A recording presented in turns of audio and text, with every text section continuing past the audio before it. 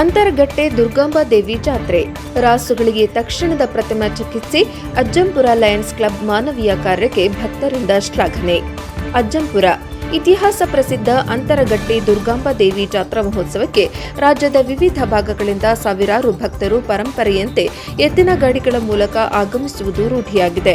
ಜಾತ್ರೆಗೆ ಬರುವ ಸಂದರ್ಭಗಳಲ್ಲಿ ರಾಸುಗಳಿಗೆ ತೊಂದರೆ ಉಂಟಾದಾಗ ಸ್ಥಳಕ್ಕೆ ತಕ್ಷಣ ತೆರಳಿ ಪ್ರಥಮ ಚಿಕಿತ್ಸೆ ನೀಡುವ ಮೂಲಕ ಮಾನವೀಯ ಸೇವೆ ಸಲ್ಲಿಸುತ್ತಿರುವ ಅಜ್ಜಂಪುರ ಲಯನ್ಸ್ ಕ್ಲಬ್ ಕಾರ್ಯಕ್ಕೆ ಭಕ್ತರು ಭಾರೀ ಮೆಚ್ಚುಗೆ ವ್ಯಕ್ತಪಡಿಸಿದ್ದಾರೆ.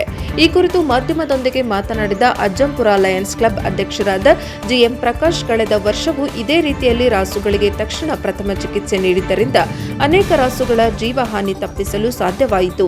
ಈ ಬಾರಿ ರಾಸುಗಳಿಗೆ ಪ್ರಥಮ ಚಿಕಿತ್ಸೆ ನೀಡುವ ಜೊತೆಗೆ ಎತ್ತಿನ ಗಾಡಿಗಳಿಗೆ ರಿಫ್ಲೆಕ್ಟರ್ಗಳನ್ನು ಅಳವಡಿಸಿ ಅಪಘಾತಗಳು ಸಂಭವಿಸದಂತೆ ಮುಂಜಾಗ್ರತಾ ಕ್ರಮ ವಹಿಸಲಾಗಿದೆ ಎಂದರು.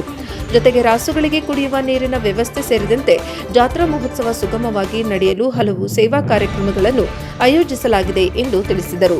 ಪಶುಸಂಗೋಪನಾ ಇಲಾಖೆ ವೈದ್ಯರಾದ ಶಶಿಧರ್ ಮಾತನಾಡಿ, ಸಂಚಾರಿ ಪಶು ಆಂಬ್ಯುಲೆನ್ಸ್, ಪಶು ಮೇಲ್ವಿಚಾರಕ ಸಿಬ್ಬಂದಿ ಹಾಗೂ ಅಗತ್ಯ ಔಷಧಿಗಳೊಂದಿಗೆ ವೈದ್ಯರ ತಂಡವನ್ನು ನಿಯೋಜಿಸಲಾಗಿದ್ದು 2 ದಿನಗಳ ಕಾಲ ರಾಸುಗಳಿಗೆ ನಿರಂತರವಾಗಿ ಪ್ರಥಮ ಚಿಕಿತ್ಸೆ ನೀಡಲಾಗುವುದು ಎಂದರು.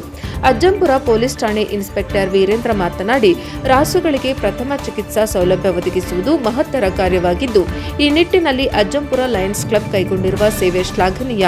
ಜನನಿಬಿಡ ಸ್ಥಳಗಳಲ್ಲಿ ಈ ರೀತಿಯ ಇನ್ನಷ್ಟು ಪ್ರಥಮ ಚಿಕಿತ್ಸಾ ಕೇಂದ್ರಗಳನ್ನು ತೆರೆಯುವ ಮೂಲಕ ಸಮಾಜ ಸೇವೆಗೆ ಮುಂದಾಗಬೇಕು ಎಂದು ಸಲಹೆ ನೀಡಿದರು.